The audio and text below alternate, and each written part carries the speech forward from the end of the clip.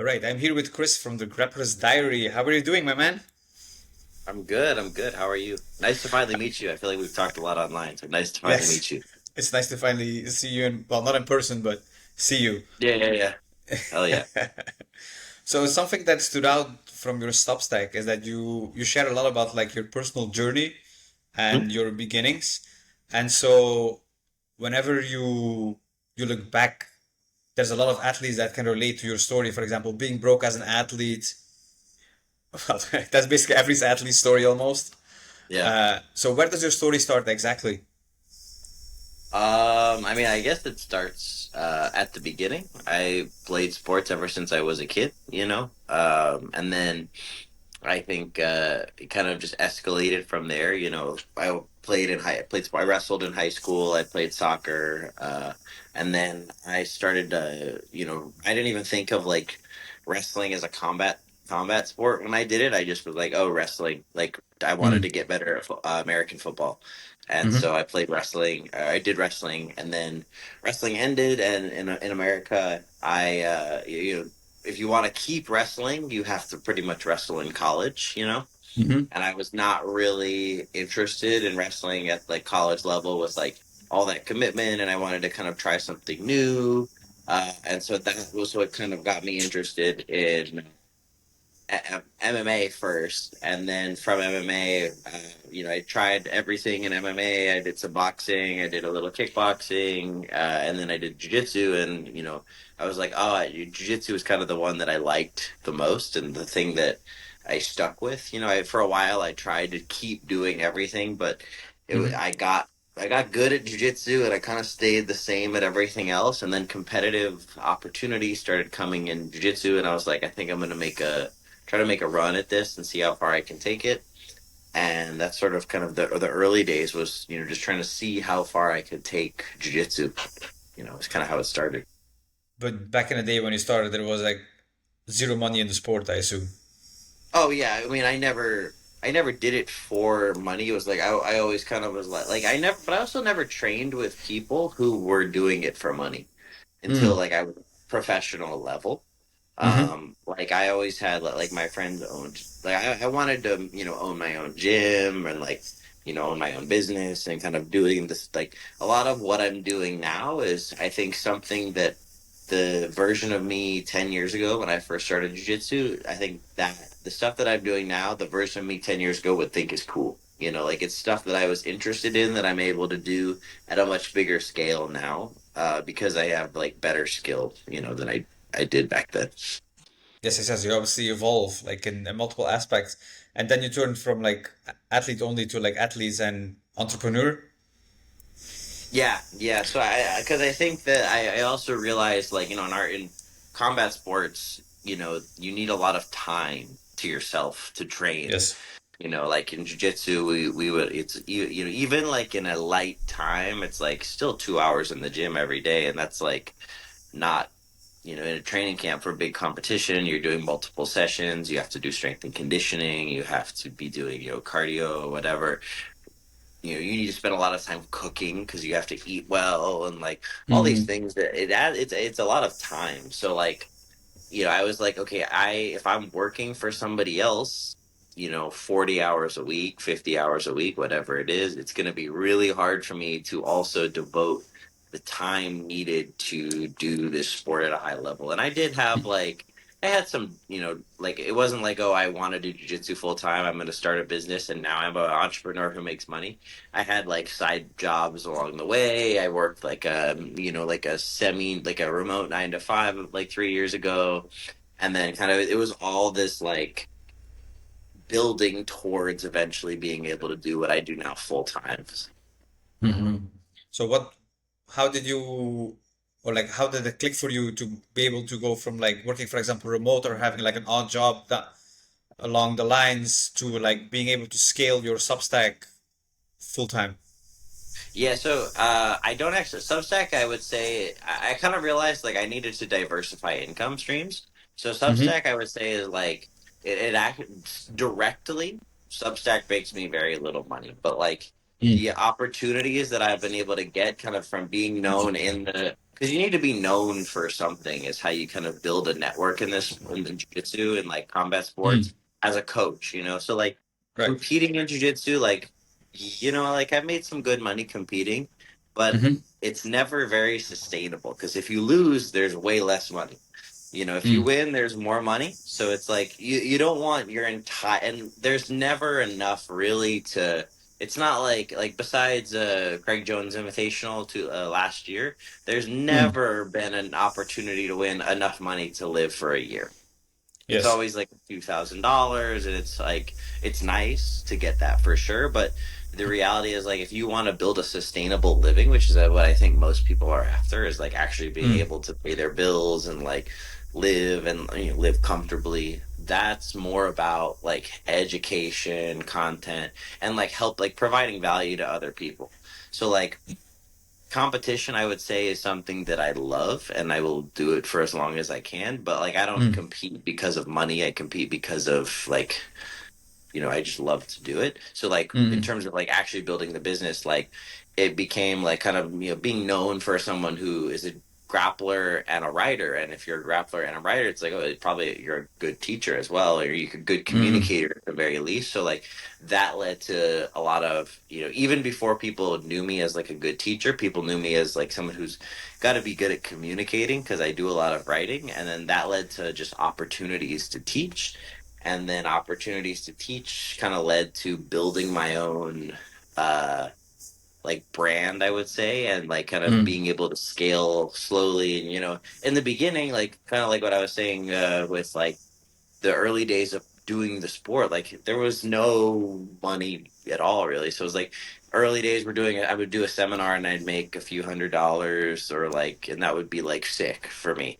And then mm, it slowly scaled, and then like doing online content. And at the beginning online, like I always would like, when my wife and I first got together, I would show her the email from Substack and it's like, you just got a payment of $4.33 or whatever. And they're like, look, we can go to 7-Eleven and I can buy a Gatorade or something. Like it's not like it does, but it scales over time. Then it's like $4 becomes 40, and then 40 mm. becomes 80, and all of a sudden it's like, okay, this is like, we're not just getting like literally like protein bar money or whatever. We're actually able to buy like groceries or something with this, and then it turns into a real business over time. But it takes way longer, I think, than most people think. Yeah, that's like the influencer arc where they claim like, oh, you can be, especially like in the Muay Thai community where they go like, oh, I can teach you how to make money online in 90 days. I'm like, dude, this takes way longer.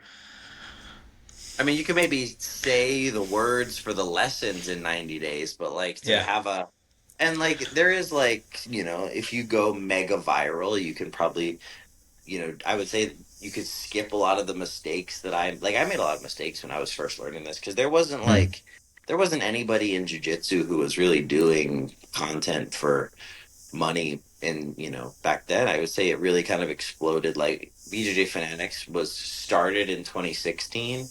I started writing in 2020, so at the time that was like kind of in its infancy. mm, um and then now it's like it's not on Substack. There's only like a handful of people who talk about jujitsu. None of them have like very big followings just because it's still such a small community, I would say. So like for a lot mm-hmm, of people it's more of a passion project.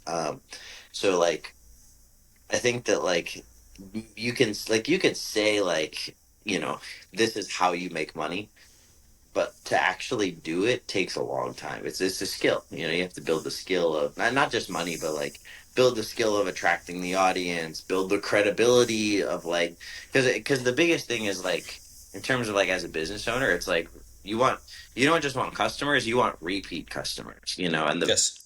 to build a repeat customer, you have to build a relationship. It takes trust. And the nice thing about writing is we can kind of do that by we can talk to people and we can send emails and we can write posts and people resonate with the posts. And, over time, they start to think of you as like every day I get an email from Chris, or every day I see a post from Alex or whatever. And over time, that becomes a relationship. And even if you don't see them every day, they have a sense of familiarity. And this is how you build ideally a repeat customer who's going to like pay you, because if someone pays you $8 a month, that's $100 a year.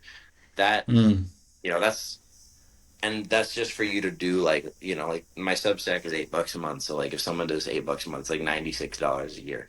And that's mm, just for me to do like articles that I would write for free and have written mm, for free, So that's like kind of mm, building it in the early stages. And then like you scale and you can, as it goes up, it's like the higher tier stuff would be like one-on-one coaching, like private lessons, or like doing a seminar or doing a camp or something where like people have access to all your knowledge in person, and this is the most expensive item you would sell because it's the most value that you can provide. mm. If that makes sense.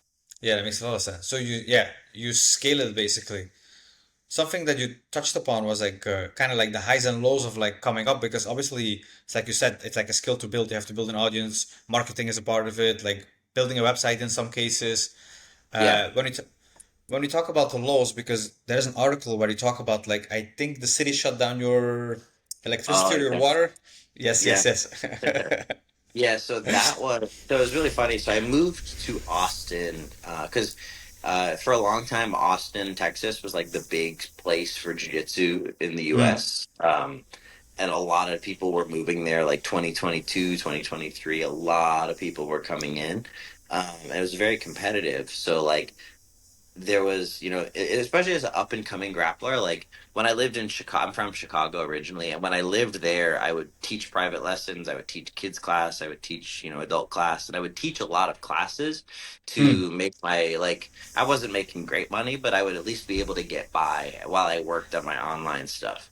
So then when I mm, moved to Austin, I lost all of the teaching because I didn't know anybody, and teaching right. is, so I kind of learned what I kind of had a lot of clients and job opportunities in Chicago kind of gifted to me because I was from there. So like I knew the coaches, I knew all the gyms, I knew everybody, Mm, and I was, pretty good. So like it mm, was not easy, but like not super difficult to get clients. And then when mm, I moved to Austin, there everybody was really good and I didn't know anybody. So I'm just like a random guy who's like kind of good in this room mm, of like world class athletes. And so I lost my teaching network and I had to completely start it from scratch, and for a long time I like didn't for like I would say a year I didn't make any. I would have like someone who knew me would come in town and do a private lesson, or like somebody they would miss a class and they'd be like, oh, Chris can cover the class, but like, I was making nothing. So, and also too, I didn't set up my water bill correctly or my electricity bill. So mm, I was traveling for a month, like being an athlete, training, teaching like lessons because I had to travel to other places to teach to mm, make money. And then I was doing private lessons. I was competing. I competed like 3 times while I was gone. I was away from my apartment for a month. mm. And I get home, the power's off. It smells like rotting food. And I call, and so I have to like pull everything out of the fridge. And I was like, I don't even, at first, I didn't even know why my power got shut off. And then the Mm, next day, I call the city of Austin. They're like, "Go us $800 for like your electricity bill." mm, And so and I had made like $700 on my trip. And so, of course, all of that, and then like I pulled out like another extra $100, and I ended up getting the power back on, but it was a absolute nightmare. And I was like, that was just kind of a like that story. I think highlights how desperate I think I was to like just have something that would work. And I mm, decided when that happened, I was like, I am not gonna live like this anymore. I'm gonna get it together. I'm going to, and like kind of like one of those moments where you're like kind of a rock bottom moment yes. that makes you Mm, sort of reevaluate your choices and what am I doing and how am I gonna pull myself out of this. And I think it made me like really grateful for like everything I have now. Like we've got lights, we've got like because having such a like basic, like you think of like electricity or like water in your house is like a very basic thing. And I know like mm, lots of people all around the world they struggle with this, but here in the U.S. it's like it's a basic thing for us. And so to have mm, that like taken away because you're struggling so much, it was super humbling. And it made me just like, one, really grateful for the stuff that I do have. And also, two, I felt like that was the most motivated I ever felt to like get my, for lack of a better phrase, to get my shit together. And like, started working really hard on the business. I started working really hard on like, not just like putting myself out there, but like reaching out to people, like not just posting content or not just like creating products, but like DMing people. Like I was like doing cold DMs for a while. Like I'm gonna make something happen with this, and I think that desperation that made me not. It didn't like solve every problem, but it made me not scared anymore of like failure. Mm. You fail so much that you're like, it can't really get much worse. Yeah, yeah, Does yeah. that make sense? No, yeah, I had that. I mean, I've been through a period like that myself, and it's like when you hit that rock bottom, it's almost like, well, you can't get any lower anymore. So at that point, I wouldn't say desperation, but it's like you might as well just try anyways because there's nothing to lose anymore. And then that's how I scored like coaching clients for like my nutrition Mhm. business. Yeah. Not out of desperation because like I was like, I think I can make this work. Yeah, it's like no shame. You have no more shame. Yes, You're not like afraid of failure anymore. yes, So it's because yeah, it's it's a a it's terrible thing, but it's yes. also like a good thing. I wish I didn't have to have that to learn the lesson, but I did. I think I think we all go through this though. Any like entrepreneur type, you're gonna have that experience for sure. I mean, you know, your own version of that, where like nothing works. You feel like you've done everything wrong, and you're like just in an act of like, yeah, you're like not exactly desperation, but like just throwing everything at the wall and seeing what sticks, basically. Where you're like, I'm gonna make something work. You know? Yes, and I feel like also, especially now, and it's like in the current era, it's like it's hard to figure out on the internet who's like legit and who's not because now everybody's going online and the majority of people now I feel like have gotten better at going viral than actually providing like quality content. And so it's like you have to like navigate your way through it and like sometimes you lose money because you're actually trying to like figure out how to make your business grow and then you come across somebody that like charges you a lot of money and nothing is actually but there's always some value but it's not that the price doesn't justify the content, I feel. Yeah. Oh, sorry, dogs are barking. It's okay. Package came. Um, yeah, I think I mean, we there any time that you don't have to be. I'm gonna wait. Maybe you can edit this bit out. Anytime that you don't have to like be face to face with someone, because like one thing that I found with jujitsu, like my favorite part of teaching is being in person with people. Like if I teach, because I put out like online courses, Mm-hmm. and sometimes I teach something, and someone's like, I watched the course and I didn't really get it, and Mm. I and like doesn't happen all the time.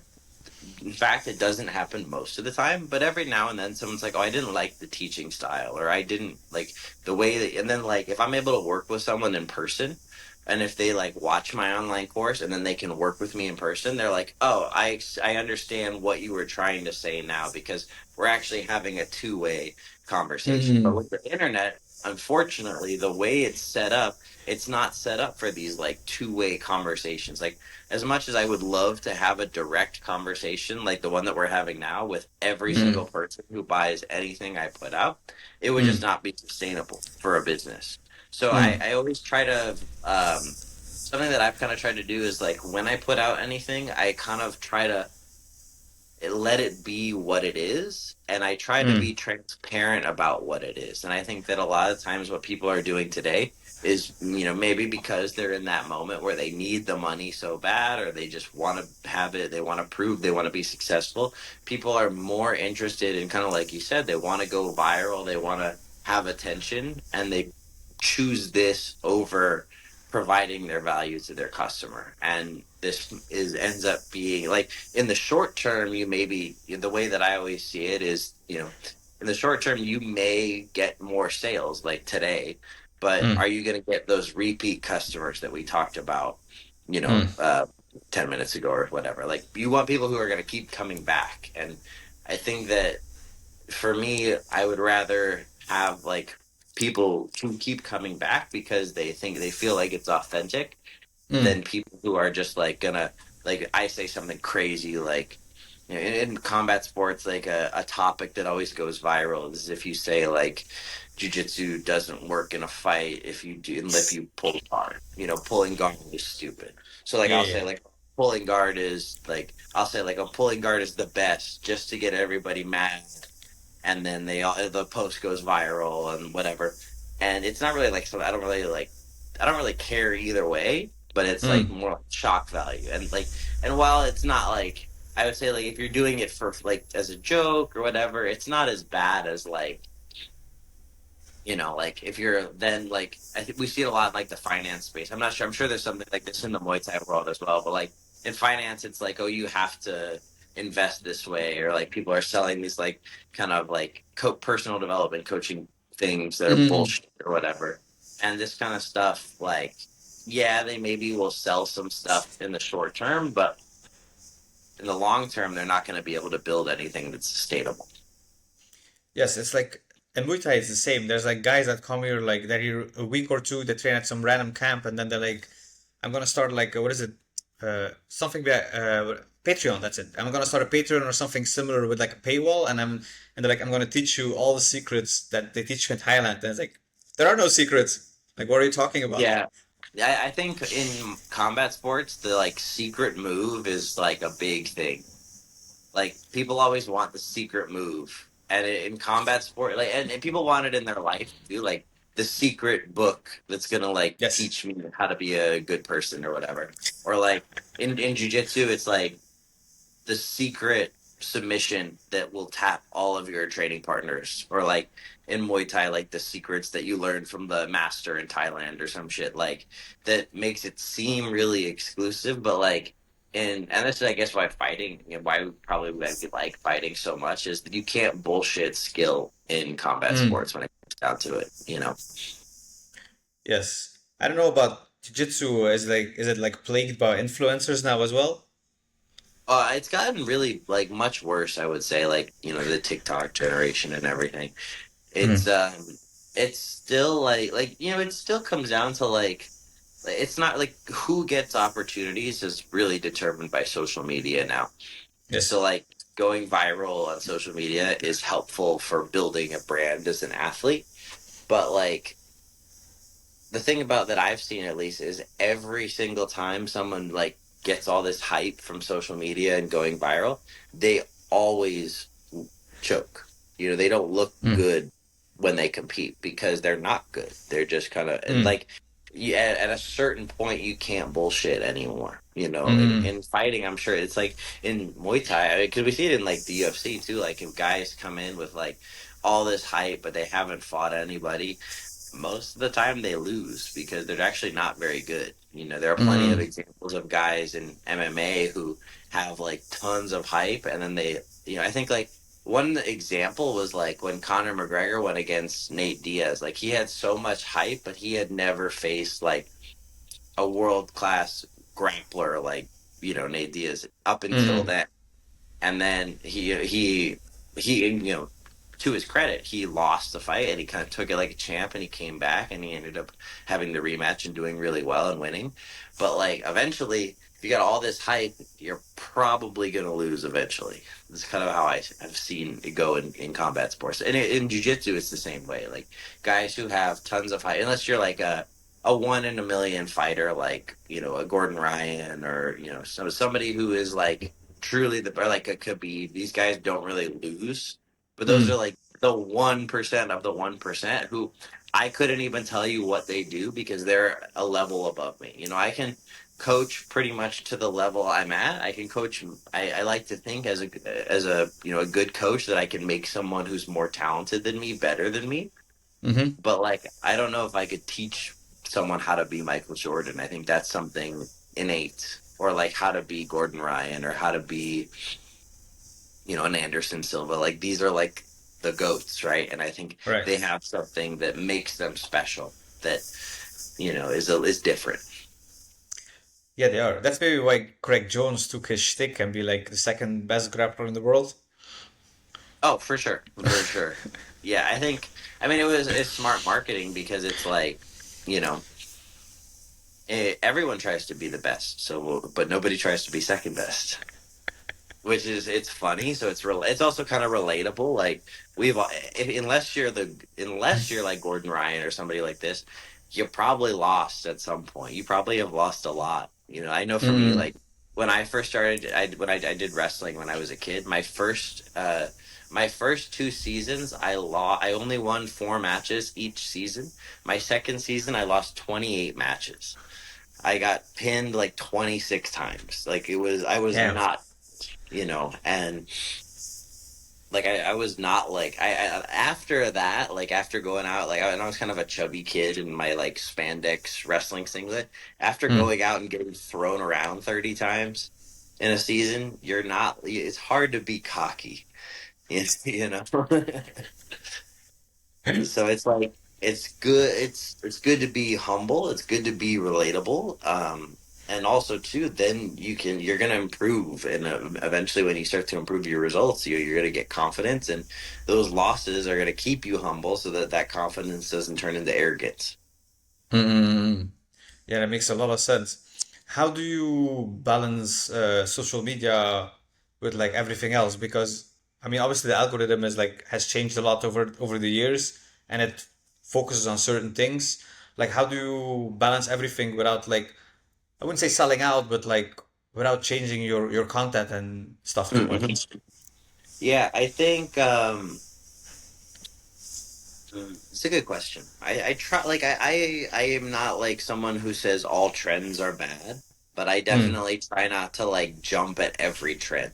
I think mm, some trends maybe I resonate with, I'm trying to think of an example. Like there was a time when like people were talking about like in jiu-jitsu right now, the constraints led approach, or like ecological jiu-jitsu, has become very popular.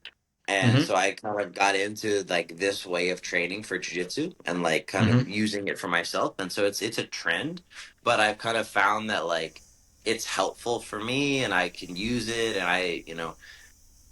I like it. I like this style of training, so I've kind of adopted it. I've talked about it and posted about it, and I've gotten a lot of attention in the jiu-jitsu community because of the posts about this like trending subject. But then there are some times when like some people are posting things that are like, just it's hard to name an example, but just things I don't resonate with, and I mm, try not to, like, if it feels forced, I don't do it. mm, And if that means like I get a few less followers, fine. Like I've made my peace with that. Um, mm, I also too I try to view social media more as like part of the business, part of my brand, and not this like all consuming thing. If I'm on social media too much, I have like an app blocker I got like a brick. mm. And like using the like things that take away distractions so I can focus on what's really important, which is typically like doing my work, helping people, and getting better at jujitsu. And if I'm working hard, I'm like being a good husband and being a good man, and I am getting better at jujitsu, then I'm doing everything that I'm supposed to be doing. Talking about being a husband, you just got married, so first of all, congratulations. Thank you, thank you.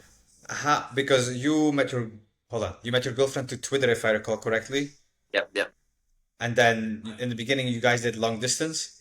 yep. For 1 year. Yeah, I mean I have some experience with that too. It's quite stressful Yeah, sometimes. I thought you were doing long distance as well. I remember. Yes, that's why I'm in San Diego right now. But Yeah. how did your I mean I wouldn't say how did your lifestyle affect like everything? So like maybe not only relationship but also like maybe with family, friends. Yeah. I mean, I think it definitely filters out people who are not aligned with the way that you want to live your life. Like if you want to be with somebody and they live in another city, you can't do certain things, or like you ethically, I can't do certain things that would, be unfaithful to my partner, or like people who live a certain way, or even if it's harmless and you're just like going out drinking with the guys, like this is not like, maybe it's not like cheating, but it's still like destructive to your development. And like, especially when you're not around the person who you want to be with, you're kind of growing, like, you're slowing your growth, and maybe they're not, and you're going to grow on different trajectories. And this can, especially a new relationship, that can be really harmful. I think you want to be kind of on the same page with the person that you're with, Mm. and typically, like the best ways to do that are just like be a good communicator, like be open, and then be, you know, try to be the best that you can be. Try to be honest, and then, you know, I guess also too, don't take yourself like too seriously. Like Mm-mm. I think that I tried to not put a lot of pressure on myself in my relationship with my wife when we first started, and that made it so that I actually did better at all Mm-hmm. the things that, like, I was never like I felt like in the early stages of our relationship, I was like the kind of man that I wanted to be. And then Mm-mm. I wasn't like, I felt like in a lot of past relationships I was like wishing I was different, and I think having that, like, you don't want to like look at someone and be like, I wish I was different when I'm around you. Mm. So like, how just being authentic, not just with the other person, but like with yourself when you're with the other person, it kind of makes your, and then you're like, okay, and I also have to be like the kind of person I want to be with them when nobody is watching, if that makes sense. Yes. So basically So like, saying and like, that oh no, goes go ahead. into like other people around in your life, and like the lifestyle that you choose to live. Like, I would say it's like a personal responsibility. Mm. So basically, you were saying like in past relationships, you were more like pretending to be somebody than who you actually were, right? Yeah. Yes. But you were aware of it. I would say like not at first, but I would catch on. Mm. So I would be like how I thought I was supposed to, like how I thought I was supposed to be like a good boyfriend or a good partner, but Mm. not how I actually wanted to be. And then I Right, think that makes sense. after like, after the cycle happened, if it's always, you're like, oh, I keep running into the same problem. I guess maybe I'm the I am the problem. problem. So I had that, and then I met Myra, and I was like, "Hey, I know, like this time, I know what I'm doing." Like, it doesn't mean like there was no risk of it happening again, but like just being aware of your own cycles and your own mistakes, I think is really helpful. Yeah, and I feel like also like when you're with the right person, just it's so much easier. Yeah, well, when you're, yeah, just being direct, because also too, you're going to filter out people who you shouldn't be with way faster. Yes. Like, yeah, I know some people who like they get married or they have relationships, and then like 10 years in, they're like, oh, I'm not like this person at all. I'm not like, we're together maybe because of convenience. And the nice thing, and my wife and I, we joked about this a lot, like about convenience. I'm like, that this is the most inconvenient. Like, I have to get on an airplane to come see you. This is not convenient. I'm here because I love you, not because of like it's easy. Oh yeah, yeah. And It's so, like I can relate to that. I flew from Bangkok to San Diego. That's not the most convenient thing yeah, ever. no, that's a haul, man. That's a long flight. Yeah, yeah. I've done Kazakhstan to Texas, which is, I think, probably similar. But Thailand to the U.S. is, what, like 16 hours? 22 because I had two stops. Okay, 22. Yeah, yeah. Kazakhstan was about the same. It was like 22, 21. That's like so long in an airplane. Yeah, that's a long time. And so, like, I think the thing is, like, if you don't want to do this, then, like, you'll probably have the whole, like, even like on a short flight, if you don't want to do that, you'll be like, oh, fuck, I don't want to do this. Why am I doing this? This is a waste of time. But, like, if you want to do it, you don't even think about it. You're like, of course I'm going to get on this flight. And I Yeah, think it's like that's good, in my experience. Yeah, it's like you do things in life because you want to do them, not because you need to do them. There's like a very Yeah, big difference. yeah, and I think that's kind of the cycle that I used to have is I would do things that I thought I needed to do or thought I Mm. should do, as opposed to things that I actually wanted to do instead of like trying like just kind of trying to take the life that I wanted. Mm. And once you make that switch, it's more like you feel like relieved because suddenly it's like I mean, living an authentic life is easy. It is. It is. It's. I would say scarier at the beginning because you're like, is this okay? You know. But then when you get past that and you're like, oh, okay, it's fine. You kind of build. It's like it's momentum. Like at first you're like, am I? Is this okay? This is what I want to do. I'm gonna try, but maybe I'm not supposed to do this. And then as you're like, okay, that was okay. And then like kind of for me, it was like building toward like pursuing jujitsu full time. At first, like, when I grew up, nobody does. Like, I went to a pretty normal school with lots of people who went to college and they got jobs and they took the kind of the normal path. And I never felt like I wanted to do that. And I Mm. was like, yeah, I'll relate this back to relationships, but like, I was like, I want to do this weird thing that the only person I know who's done this is my jujitsu coach. Am I Mm. allowed to do this? Like, and then like at first it was like, training every day was kind of the first step. And that's like kind of a Mm. low, like you can even have a normal career and train pretty much every day in jiu-jitsu. Or I'm Mm. sure even striking too, because if you're not getting, as long as you're not sparring, you can train all the time. Yes. Uh, but um, so then after like training a lot, I was like, okay, then I'm going to start eventually teaching and, teaching. Then eventually, like I built kind of a network and I was able to teach full time in my old, in Chicago where I grew up. And then at that point, I was like, okay, now I'm going to take this leap and I'm going to move to Texas to like chase this kind of crazy dream of doing this at the highest level. Mm. And that there was a big, is this something that I'm allowed to do? Like, this is no one I know is like moved across the country to do a sport that nobody gives a shit about. Is this like a viable way to live my life? And then kind of doing that, I was like, and kind of, reaching rock bottom, having like reaching rock bottom, building everything back up. You get to a point where now, like, I've moved to California, I'm building my life here.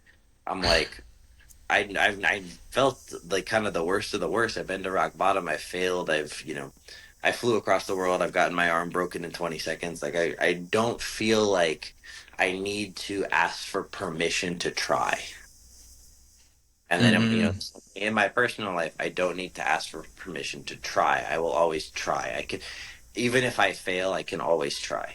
And I think that's like a really good piece of advice that I've learned from trying to like kind of like you were saying, like just being more direct, not like running away from what I really want, not having like in writing they call it like a shadow career.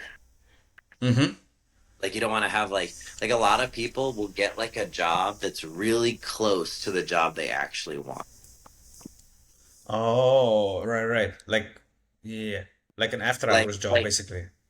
yeah, it's like you want to be like a race car driver, so you became an Uber driver or like some shit like that, where you're Oh, like almost like you're doing something, you're still like driving a car, but you're not doing what you really wanted to do. You're not doing like you could have been this, but you settled for something very close. And that's not like always bad, but if you have the chance, if you have the opportunity, like I think going for it is good. mm. Relating to like everything when talking about permission, when you look back on it, do you think you were more scared, you were like looking to give yourself permission, or were you looking for the permission of other people? I think I was looking for the permission from myself in others Mm. because I used to be like, oh, if I get like I need like, is this okay? And people are like, yeah, it's fine, because they're not living your life. That no one cares about your own life as much as you do. So like, Yes. like people are gonna you'll maybe ask for permission. Like, is it okay if I try this? And people are like, yeah, sure, whatever.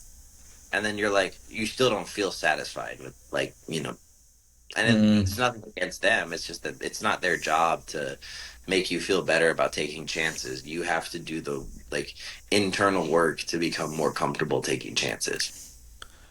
Yeah, yeah, yeah. And then when you ask advice or permission from other people, mostly you get cookie cutter advice anyways. Yeah, yeah. Everyone's always like, follow your own snowflake star or whatever. Like that doesn't help. You need that. Like the best lessons are won from experience, and it's the same way in like it's kind of like if you want to be like a fighter, but you only drill or you only hit the bag and you never go live, you never spar. It's like you're always gonna feel like you're kind of not doing the real thing. Yes. You that's and that doesn't mean that there's like it doesn't mean you shouldn't drill. It doesn't mean you shouldn't hit the bag or like practice or you know do the other like you still have to do other stuff. Like I'm not saying oh you want to be an entrepreneur like and you have a 9 to 5, quit your 9 to 5, leave your wife and kids and try to make it all work. Like don't be irresponsible, but Mm. also don't be a coward. Right. There's a difference between like run away from responsibilities and taking responsibility and making it work. Yeah, exactly. Like you have to like you want to take a risk, but you don't want to. You still want to be like responsible to the people that you can. But I think that, and also too, like one of the best pieces of advice that I ever read is like most people underestimate how much they can do in a day or in a year, but they overestimate how much they can do in a day. So people think they can do way more in a day than they actually can, but like you can do so much more in a year than you think. Like you could build a completely new business in a year. You could, you know, build a like, you can build apps, you could build a coaching service, you can write books. You like in the time like, you could probably write like 2 or 3 books in a year if you are really disciplined about your Mm. work every day. But the thing is people get these like sparks of motivation and they're like, I'm gonna write a book today and they write like a chapter and a half and they get tired and then they never come back to it. So like building the ability to have sustainable effort so that, maybe you can't quit your job and chase your dream today, but maybe you could do it in a year from now because you've been doing the things along the way to get to that point where you can take that risk and it doesn't feel like being crazy. Like even for me when I moved to Texas to like chase the jiu-jitsu dream, it wasn't like, oh, I kind of like jiu-jitsu. I'm going to try to do it at the highest level professionally. No, it was like Mm. I had already been training for 7 years pretty much every day and I wanted to just take a chance at reaching the next level. I was already Mm. getting good competition results. I had won a world championship at purple belt. I had finished top 5 in top 4 in North America, and I was like, I'm doing really well, but I need to get to the next level if I want to, really reach my full potential, and I can't reach my potential here. So I'm going because I have this data, and because Mm. I'm young. I'm not at the time. I wasn't married. I didn't have like kids. I didn't have like personal responsibilities like a family, I was in an opportunity where I could try to take the leap. And if I did have those things back then, it's not that the dream would die, it's just that I would have to find probably a different way to make it work. I would have to problem solve differently. But if you really want something, you're going to figure out ways to maximize your best shot at achieving that dream. Yes, it's like when you face resistance or like you hit a wall, it's like you try to find a way around the wall Yeah, it's or like over the like wall. have you read The War of Art by Stephen Yes, a Pressfield? long time ago. Yes. Yeah, same long time ago for me too. But basically, what he talks about is this idea of resistance that, like, anytime you try to do anything that is like close to what you truly want, the world's going to make it really hard for you. Like, if There's you like a, want to, it's like writer's block, or like if you want to write a book, the universe is going to make your computer crash right now, or something. And you're gonna have to like go find a pen and a paper to get started. Or, like so, like little things, and not that that always happens, but like stuff like that. That's basically the idea of resistance. And so you want to have this mindset that like when I encounter resistance, I don't give up. You have to. The resistance wants you to fight it, and the mm, more you fight it, the lighter it gets. It's not like like when you're lifting weights in the gym, you do like 10 reps of bench press. And so Mm, you do like challenging weight. The 10th rep is the hardest, you know? correct. Resistance is the opposite. The first rep is the hardest and the 10th rep is the easiest. Mm. Like the longer you go on now, like riding jiu-jitsu, do you take a different approach to resistance? Because like you mentioned the writer's block. Sometimes when I face writer's block, instead of like pushing myself and going, I just go for a walk and then inspiration comes like this, and then I just ride later. Yeah, for sure. I'm a big walker. I think if you're a writer, you're also a walker for sure. Yeah.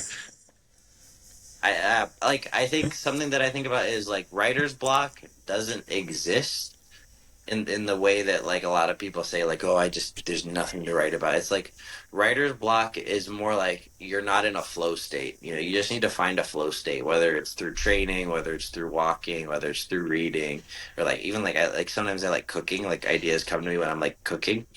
So like Mm, just doing something that's not exactly writing, but still is like cognitive, like your brain is still working when you're not, mm, and then the idea will feel like it came to you. But yeah, I definitely, I try to be really disciplined about like every morning I write something, like I make whether it's good or not, but I don't like I'm not like yesterday we went to the gym at like we lifted weights. It was like 5 o'clock, and then we got home and I was like I have to write now. And normally I don't mm, write at 7:30, but I did yesterday because I had an idea. But then I also wrote this morning because I always try to write in the mornings. And then like I'm probably not going to do a second writing session today because I'm doing this, and then we did like fit cardio and stuff later. So like I try to balance it with my training, but like I'm always trying to work. And when ideas hit, I don't try to like I minimize the barrier to getting them down. Like if an idea comes, I'm gonna get it down no matter whether it's writing in my phone on the like when I was living in Chicago, I would take the bus everywhere. So like writing mm, in my phone on the bus was a big thing, or like mm. jotting things down in a notebook in between classes, or like pulling over when I'm like on the highway because I had an idea and I got to get it down. Like I have done that for sure. You know. Mm. I feel like that's like what everybody goes through when you're writing. Yeah, it's super common. I think it's not like I don't think my writing process is very unique. Because if you're a writer and you like you do enough interviews or you talk to enough people, people always ask like what's your writing process, and I'm like I don't know, write and then walk and then read a book and then do it again, you know. That's it. It's not like a cool, it's not like a cool like writing. I feel like people really romanticize writing, like they're like, oh, you're a writer, you must be very like thoughtful, and I'm like, I guess I maybe guess. I'm really dumb and I'm trying to understand what I'm doing. That's kind of how I see it. Yeah, it's a fair point though. Like a lot of people romanticize it, but then at the same time, like a lot of writers, they go crazy or they become alcoholics. So I'm not sure if it's like very Yeah, that's romantic. that's that's definitely not like that's like the old school. It's I feel like writing kind of had like a huge switch. Like old school writers always became drunks or drug addicts. New school writers are like way too into the like, self-help kind of genre. And I think the balance is like somewhere in the middle. Like because you have to have that kind of chaos, whether it's I don't. It's like I don't want to romanticize like mental health struggle, but like you need some chaos, like you need a story, you need something to happen. Whether it's like overcoming a personal struggle or like you know whatever thing that gives you like the inspiration to start writing, because it's not like no, it's not like in sports. I think like athletes sometimes are made, like your parents played sports, so you play sports, and your parents want you to Mm, play sports. No one does that with writing. No writers are like, you're gonna be a writer. And even like professional writers, they're like, I wouldn't want my kids to be writers because like being a writer, it's hard. It's a lot of rejection, a lot of writing stuff nobody reads, a lot of like like my first when I started writing was on Medium 6 years ago. My first paycheck from Medium was 96 cents. oh damn. So like nobody, in the beginning, nobody reads. So Mm. like, but that's just like part of writing online is like, or just writing in general is like, Stephen King, he had like a stake in his desk, like a big knife or like, like a nail, and it had all of his rejection slips on it. And it was like this big by the time he was an adult. Like Damn. this, like rejection is part of what we do. Um, and I think that it's just that's just kind of how it writing is. Unfortunately, people do romanticize it though. Yes. But at the same time, I feel like people also romanticize the athlete lifestyle. Oh yeah, yeah. Well, it's like I mean, being an athlete is like I wanted to be an athlete ever since I was 5. I think that I definitely romanticize the athlete lifestyle for sure because it's like you get to work out all day, you get to be in good shape, Yes. you get to be competitive. You basically get to do like a kid's game for a job. It's Mm. definitely. I think being an athlete is it's probably a healthier lifestyle than being a writer. Mm. But it's not really the job itself, it's how you live it. Like there are plenty of athletes who develop eating disorders who get trained to the point where their bodies are just crippled by the time they're 40. There are plenty of writers who are super well off and do great and they're happy, and there are plenty of writers who become alcoholics and drug addicts. So like it's really about how you live the lifestyle, not so much what it is. Talking about like health and longevity, you're competing in ADCC soon. I mean, not sure Yes, if, yes, like 3 months, 3 months. 3 months, right? How's the preparation going for ADCC? Because you just changed, well, you changed states, so you went from B team to another gym. So how does Yep. that affect? I mean, wouldn't say affect, but like, how do you change everything now? Yeah, so I have a pretty good training routine already set up here. Like we're in San Diego now, so like I have like my wife's family's from here. We've been coming out here all the time for like the last 2 years, I would say. So Mm-hmm. I know a lot of people. I have lots of people. Like I've come out for a week and I've trained for a week. I've come out for a week and a half and like trained, and like I have now it's just I'm not going back home. I'm just staying here and doing the training routine. um it is like different partners, so like the way that we're doing things is maybe a little bit different, but I think I'm in a situation now where I'm with kind of more like-minded people who have kind of similar goals to me, and I think that's really important. So I have like a good setup here. We're kind of in like the early stage too, where like like right now I would say training is like I would describe it as messy. Like there's a lot of things that need to be fixed by September. There's a lot of things that are going well, but other things that are like my game looks more like this, and I would like it to look kind of more like this. Mm-hmm. Like some like ADCC, the wrestling is very important, and my wrestling is okay but not as good as I'd like it to be. My leg Mm-hmm. locks are my strength, I would say, but I don't want to rely on that. Cardio is like kind of, it was, well, when I came out here like 3 weeks ago, it was not where I wanted it to be, and it's kind of Mm. slowly been building up and like kind of getting to um but the biggest thing is kind of like in your question, you're saying like routine. Like the biggest thing is just finding a routine and trying to stick with something and then tweaking it as we go. Mm. Because like if I just like try to sit and think about what the best training routine is, I'll never, I'll never, you'll never find the best training routine. You have to do something and then kind of make adjustments along the way. Are there certain things that you like took away from B team that you're now trying to implement in your new gym? Yes, for sure. Some things are like, having like one thing that we did at B Team at the end was like we would have easy days and hard days, which is like it sounds like a really basic idea, but in jiu-jitsu for a long time it was just bang every day, like go as hard as you, because in jiu-jitsu you can go pretty hard every day if you want to. It's not like Mm. I'm a Muay Thai or like where you're actually worried about like brain damage and stuff. So the the culture was not so much like easy days and hard days. It was like just scrap every day. So then we started doing, towards the end, we got kind of better about the training structure. And then now I've kind of taken that. Like I go pretty hard on Sunday, Monday. Today was kind of a lighter day. Uh, Wednesday will be kind of a lighter day, and then Thursday, Friday will be harder days, and then I rest on Saturday. So like I have like a routine now, and it's kind of it's at B team the day where everybody rested was Sunday. I just took my whole routine and I just like moved everything over one day because of the setup and the schedule here is different. But I have kind Mm. of the same structure. And then a lot of like the some specific drills and things like this, like ways of training, not really technique. Like I don't feel like obviously moves that I've learned over there I still use here, but I don't really think take those with me in the same way that I take the actual like the structure of practice. That's what's really important. Mm. When you moved to B team, also what you had was like, well, besides the really good training partners, the majority of them are like quite big personalities, like online, like Nicky Rod. Back then, you had Hmm. Craig Jones, J Rod.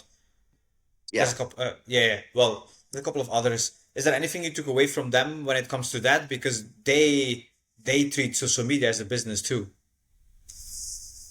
Yeah, I think that I learned how to treat social media as a business from being around those guys. Like I stopped seeing it as this like just this app on my phone and I started seeing it a way to get sponsors, as a way to get like I was like how I kind of wanted to figure out like how could I take the things that they do and put my own spin on it, because I don't want to like I am not a jacked Puerto Rican guy. I can't be Nicky, you know but I can be like my own personality, and I can put my own spin on different things.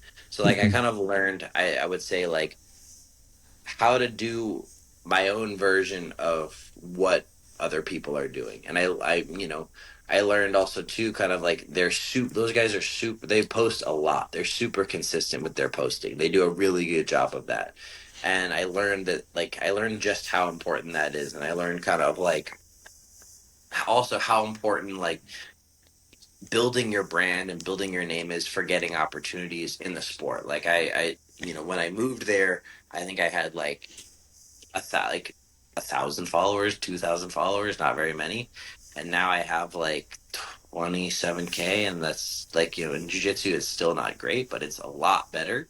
And it's kind of just because I've been really consistent over the last 2 years. So like learning how to be consistent, and then from being consistent, I've gotten more opportunities to compete on different shows, and you know done Polaris and Who's Number One and CJI and all these things. They're like big shows, and I wouldn't have gotten that if it wasn't for moving there and building my name through social media, and obviously like results on the mat help as well. Mhm. Do you take the same approach for writing when it comes to jiu-jitsu? Because like I know from like you mentioned it on your Substack, like well you have your regular days where you post and like your regular times. Is that something you like that carries across to social media as well? I'm better. I'm like my most consistent platform is Substack. Like I'm really Mm. good about like Monday, Wednesday, Friday, 9 a.m. Central Time. I pretty much, unless like some crazy shit happens, and like like when we moved, or like I pretty much always have a post going out on Substack Monday, Wednesday, Friday. On my personal social media, it kind of go like I go in phases, and it goes more like with things that are coming up and things that I'm working on and projects that I have, and I do a good job of marketing the things that I'm doing. I would say something that I should need, and I have my Grappler's Diary Instagram page. I'm generally Mm. pretty consistent there as well, about 3 days a week, 2 3 days a week. But when I first started the Grappler's Diary, I posted I did a writing course, and it was like the part of the writing course was you have to post something every day for 30 days.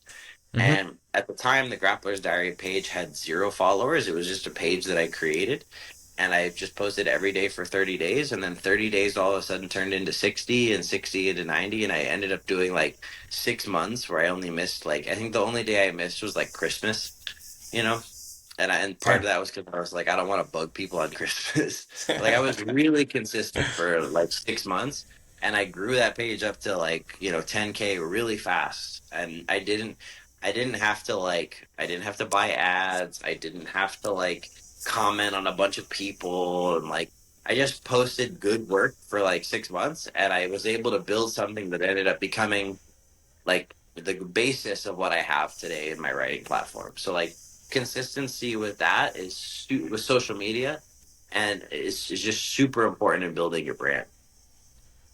Hmm. Something that I like about what's your personal Instagram is that you switch between like Chris the athlete and then well you share a lot of not a lot but like you share about your personal life too. And it's like nice to see like the balance between the two. I think that's something that makes your personal Instagram very attractive. Mm. There's like you feel like there's not like there's like familiarity after a while. You're dealing with a Yeah, person. well, I don't even really like. I guess the thing is, maybe I don't even think about it. I just like post things in our life. That's. Hmm.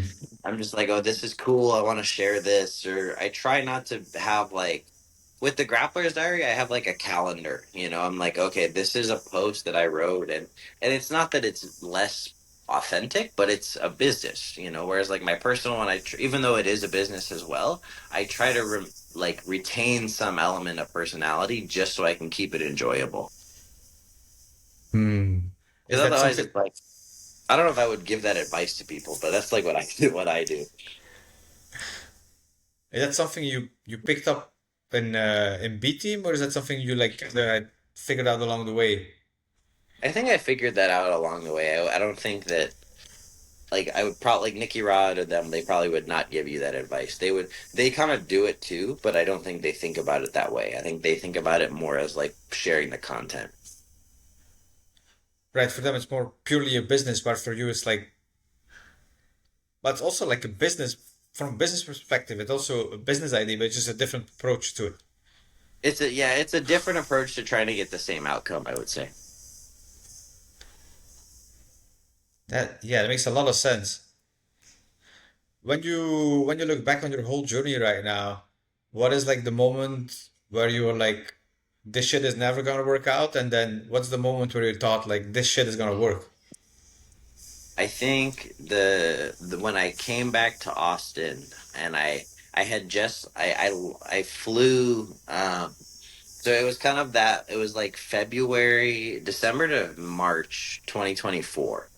I had the thing with my power that we already talked about, and then I had like literally the next day I got like a flat tire on my car, and then like just like shit kept going wrong, and then I went to compete in one of the ADCC trials in Europe, and I was like heavy favorite to win.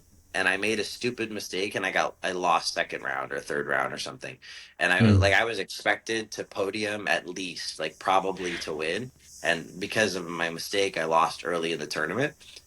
And that was like a point where I was like, maybe I gotta figure out another way to like make a living. Like I don't, maybe this is not working out. And then Hmm. I ended up like you definitely got lucky along the way. Definitely had like some close things go my way. But when I made it to, it was about 5 months later. I made it to ADCC 2024, and I was like, I don't think I'm gonna do well here. I'm just gonna like try my best. Like fuck it, who cares? Like I've Hmm. already had such a hell of a year. Like to go from losing in this early round of this tournament to being at the World Championships and like being able to compete here, that alone is a win. So like I'm not expect like on paper nobody had heard of me. There was no reason why I would do well, but I ended up taking fourth in this tournament.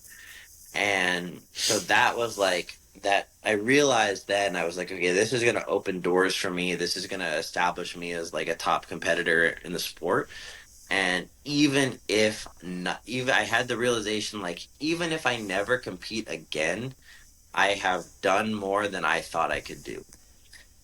I felt like before that tournament, I was always like falling short of my potential. But in that tournament, I felt that I performed to my potential, and I did what I was capable of doing. And then I also did like when I did lose in the end, but I was like I didn't feel like I lost because of like I didn't try hard enough or I didn't have the skills. I felt like my opponent was better than me that day, and that was like there was a it wasn't like you have different kinds of losses as an athlete. You have losses where you're like I should have done better. I like Yes. and then you have losses where you're like I trained as hard as I could. I left it all out there and I just lost, but I'm proud of how I did. And so like having that performance at the big stage where I lost and was proud of how I did, I was like, I'm happy with what I've done. And this is like, I'm excited to keep going on this journey instead of like scared of what if I fail. And so that was, I think, the moment where I was like, I'm gonna stick with this for as long as I can. That's interesting. I had like something similar where I had like a 6 month hiatus from competing, and I didn't train a lot during that time because I went back home, and then I came back, and they offered me a fight in like the biggest stadium in Thailand, and then I had to pull Mhm. out due to an injury, and then the cost of training in Thailand doesn't affect the cost of living, so it's like very expensive if you compare it to the normal cost of living there. And then suddenly they offered me like a fight in prison. So there's like the prison fight show. So inmates fight against people from outside, and if they win, they get like a 2 year deduction. Oh wow, And so that's crazy. I declined it in the beginning because I was like, this doesn't gonna help me for my career, right? And then eventually they kind of forced me to take it, and then there was like a whole television crew that was following us. And I was like, you know what, I'm gonna take this. But at that time, I told myself this is my last fight because I'm not gonna make any money here. Like cost of living is too much. And then so I fought in that prison, and when I got my paycheck, it was like 20,000 baht, which is like probably like $500. And I was like, hold on a minute, I can make money doing this. And that kind of was like, "Hey, you know what? I'm gonna pursue this. I'm gonna keep pursuing this." Yeah.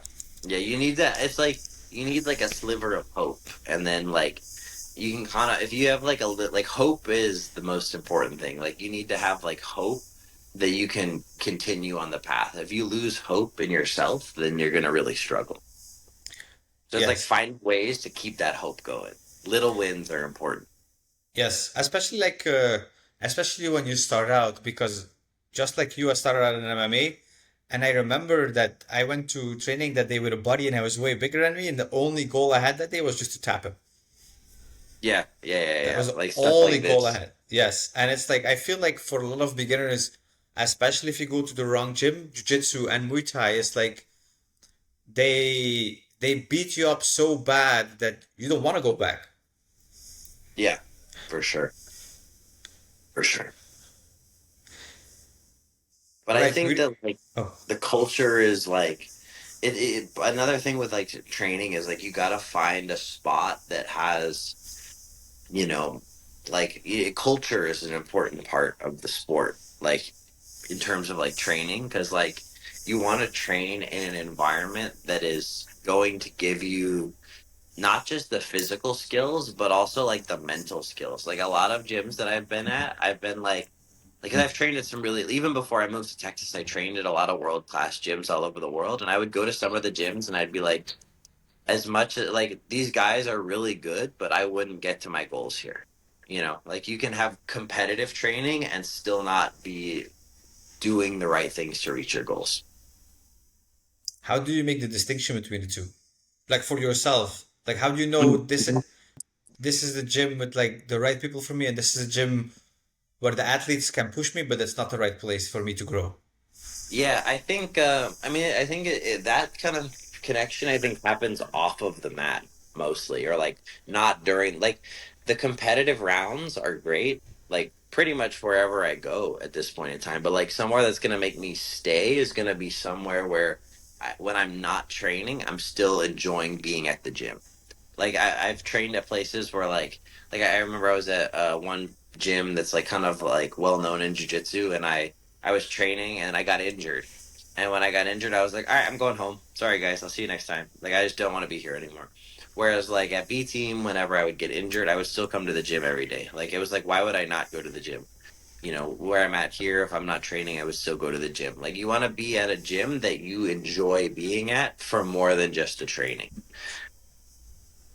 And that's for me. Like not everybody is going to have that as a thing that's going to keep them in a gym, because this gym that I left, there are other people who that's their place. They love being there. That's their like community, and they feel like they can reach their goals there, and a lot of them do reach great success in different places. But it's a very personal thing. Like you kind of know when you're in the right place. You have this like good feeling, and you should listen to the good feeling, you know.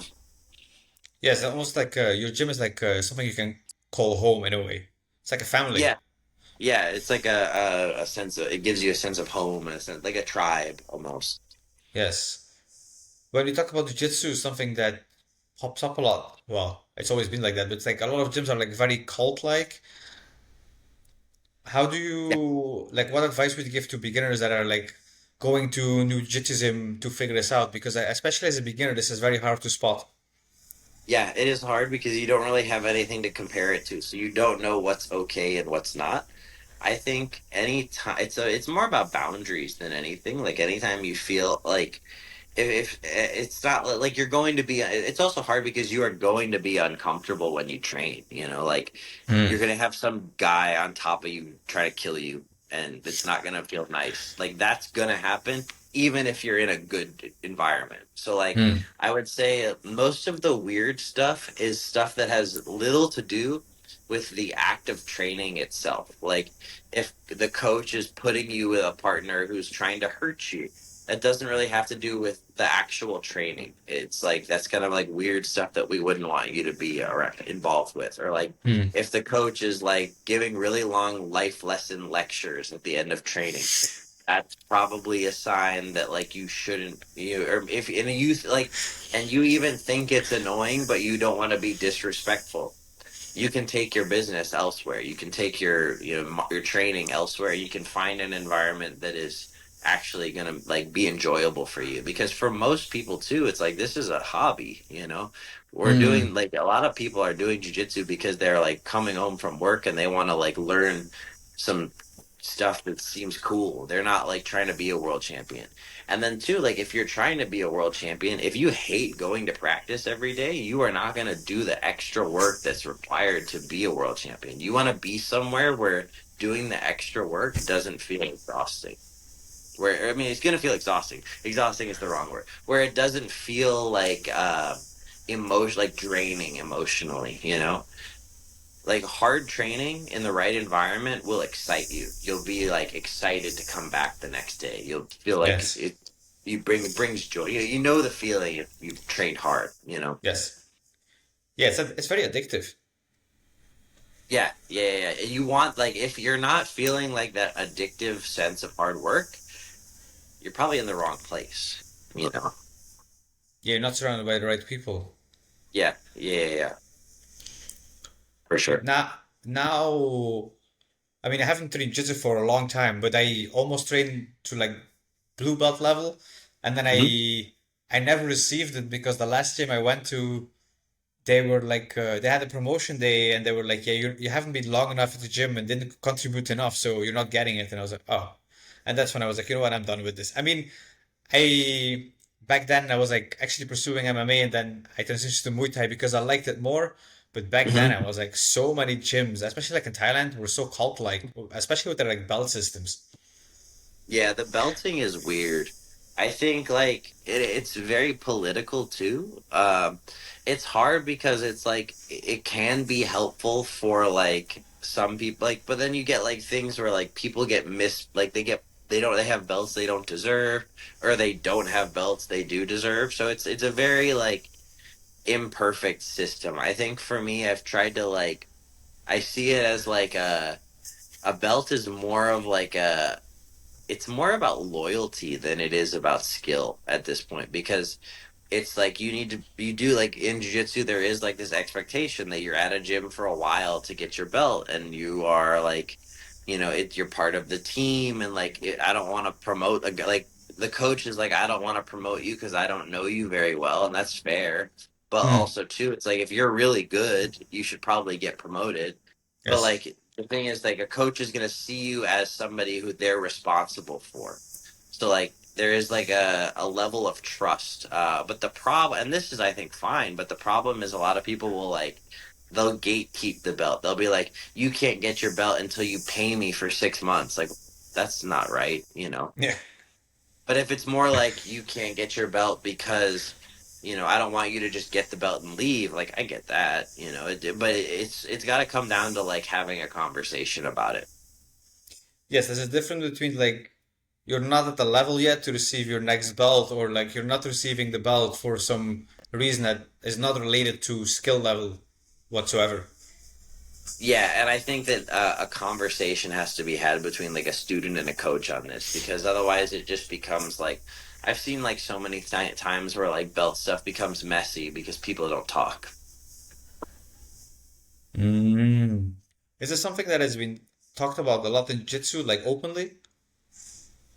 I think now more, but it's at times I still think like not as open as it should be. Like, I'm planning to open a jiu-jitsu school in the next 6 months to a year. Like, I want to have my students like, if you think you deserve a belt, I want you to come talk to me about it. And if I don't think you deserve the belt, I'll tell you why. And I like kind of like we go back to like being a direct person. Like I'm gonna tell you, like, hey, you just joined the gym like a week ago and you're decent and you'll probably get your belt at the next promotion, but not this one because I don't know you. And although you are skilled, I don't know you. I don't know if I trust you.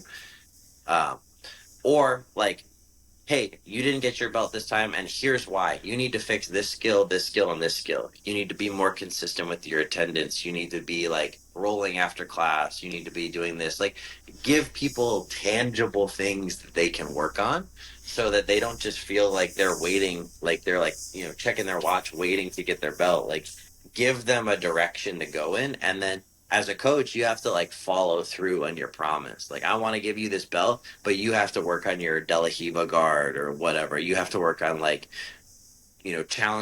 challenging yourself at rolls after class, and like but then you like, oh, I see you doing that, so here's your belt.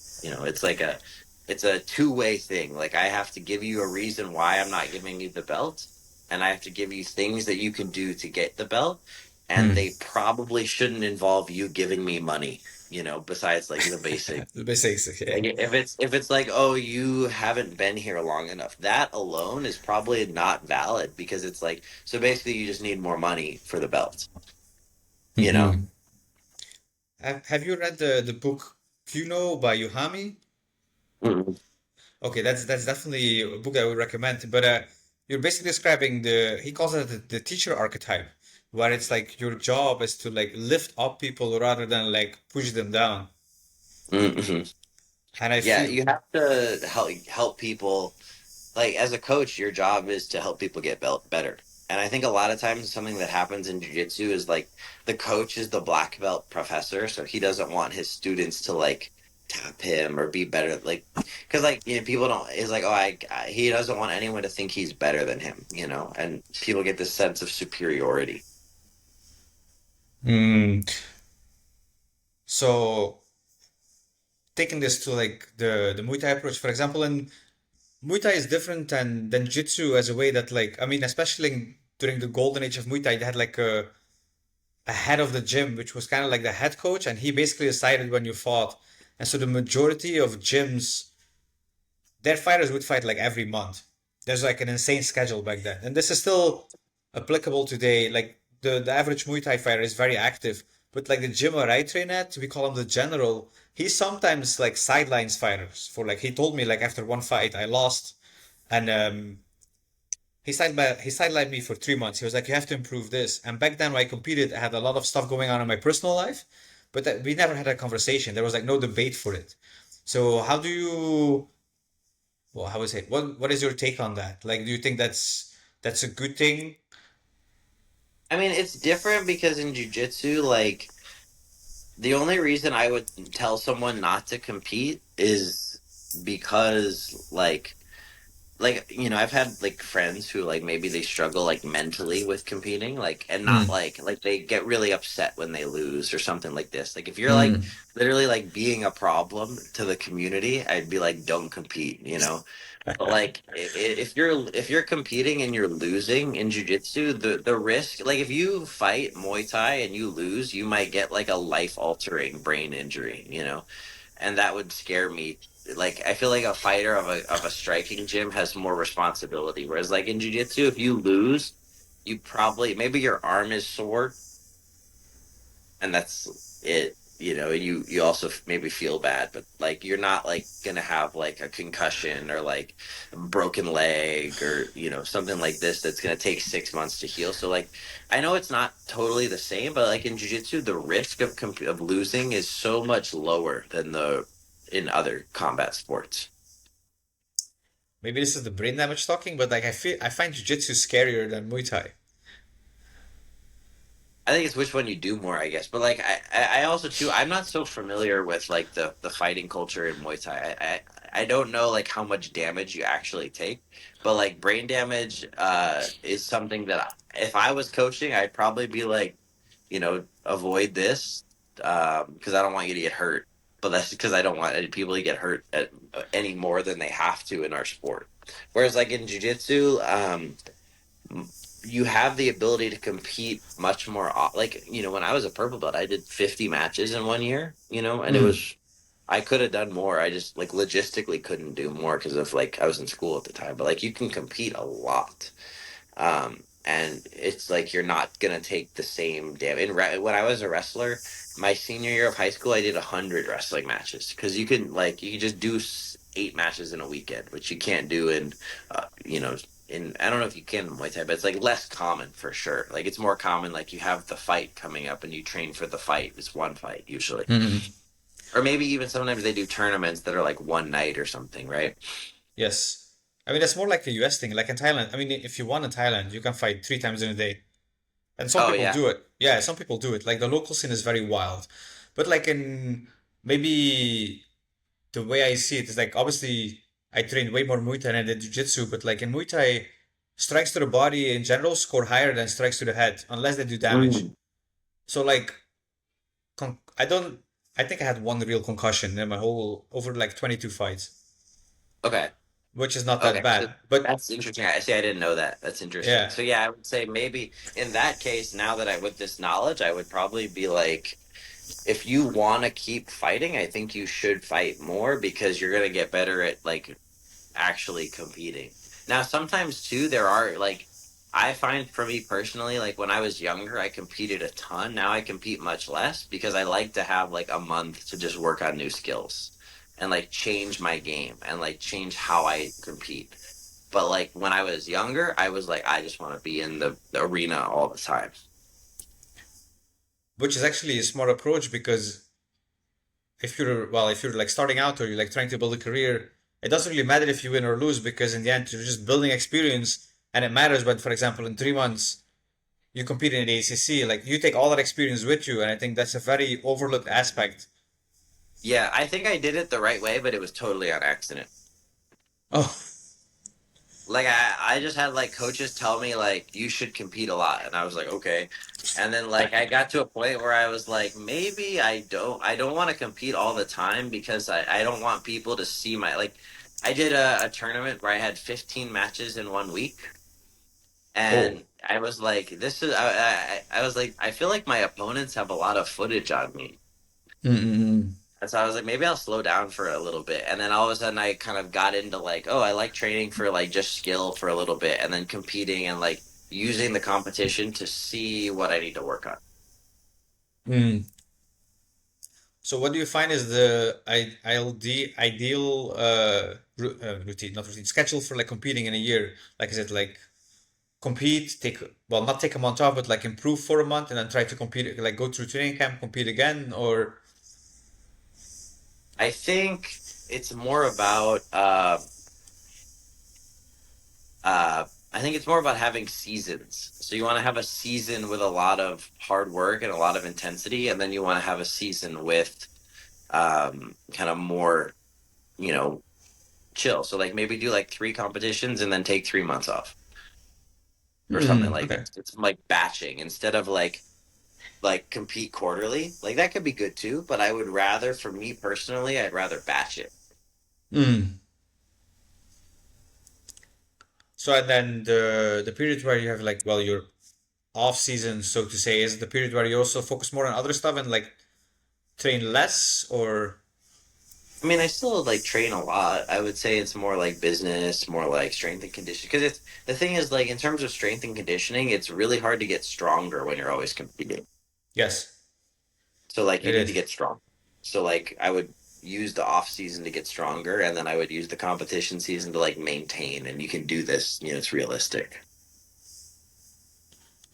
3 months is a long time away from competition. I mean, well, taking a Muay Thai in Three terms months now, is but like a random number. I would say probably 6 weeks would be like optimal before starting the next training camp. And how long is a normal training camp in jiu-jitsu? I mean, it could be 8 weeks, it could be six. Like our ADCC camp will be about 7 weeks this time. 7 weeks. Okay, that's not super long. That's like decent No, there. but also too, it's like I'm always training. You know, Right. What is the longest time you took off completely from training? when I had surgery, it was like 3 weeks. Ooh. But Hmm. like when I came back, it was like very light. Like but the thing is, like when you have good training partners, you can find a way to work with you know most people, and going Hmm. very. But that's like completely like nothing, and that was like because of a meniscus removal. Yeah, that was the thing I was gonna say about this is the thing I found like scary about jiu-jitsu is like you can like tear your ACL, you can like blow out your knee, you can destroy your ankles. That's the thing I found scary about jiu-jitsu. Hmm. Yeah, I think overuse injuries are more common in jiu-jitsu. Like overtraining in general or Yeah, because like you can spar every day, so you will spar every day, and so you're not supposed to do that. But I mean you can if you floor roll every day then you'll be fine, no? If you what? Well, I mean if you floor Oh yeah, roll, yeah, yeah, yeah, yeah. I You can mean like it's varying intensities. yes. I mean actually maybe floor roll is not the right term. There's like in Thailand we say play sparring, but actually we play, but at the same time there's some intensity to it. Mm-hmm. It's just not Yeah. hard. Well, we play a lot of games. I would say like different kinds of like like lighter games, or like they're very concentrated, so they're like working on specific skills. How does this how did you integrate this with the CLA approach? Because that's something you mentioned before. Yeah, I think CLA is really helpful in terms of like making it so you're not like you have to if you're playing less of the game, it's harder to do too much of it. Mm. So it's like you restrict yourself, and in that way you find like ways to improve. Yes, correct. How long have you been experimenting with this? About 1 year. 1 year. So So this is pretty new. like yes, well, that's a lot of reps in already. Yeah, yeah. Is this something you actively use in your camp now with EDCC Yeah, coming for up? sure. Every day pretty much. Some sort of like task-based game to help people or help myself improve. I mean I assume I kind of figured out I mean I can kind of figure out how you do it outside camp. If you do it inside camp, do you change the approach as in like you base the restrictions based on who was in your bracket or So you can modify it based on like specific skills that you're working on for various opponents. But like it's more about understanding the skills that I'm trying to build, and then playing games that are going to help me build those skills, whether it's Mhm. rule set or opponent or whatever. Yeah, that makes a lot of sense. Right, we hit about 90 minutes here. Where All can right. people first of all, thank you for doing this. Where can Yeah. people find you? Instagram or Substack are I think the best places. My Instagram is Chris M Wojcik. So CHRISM, because Chris Wojcik was taken, WOJCIK. And then the Substack is the Grappler's Diary, and it's the Grappler's Diary on Instagram. Substack is totally free if you want to subscribe. We do have a paid tier, but every Friday I will send an email for free, and it will always be free. So if people want to read that, they can check it out. Maybe to add to this, like even if you're not really into jiu-jitsu, the Substack is amazing, so definitely subscribe. Yeah, yeah, we got connected, and you're in the Muay Thai world, and I'm in the Jiu Jitsu world. So it's cool that we were able to connect, even though we're doing different martial arts, and kind of have a similar conversation about similar things. Yes, exactly. Like it's funny how like things like intervene. Yeah, yeah, yeah, yeah. All right, man. Well, thank you so much for having me. It was great to catch up. Thanks, man. All right.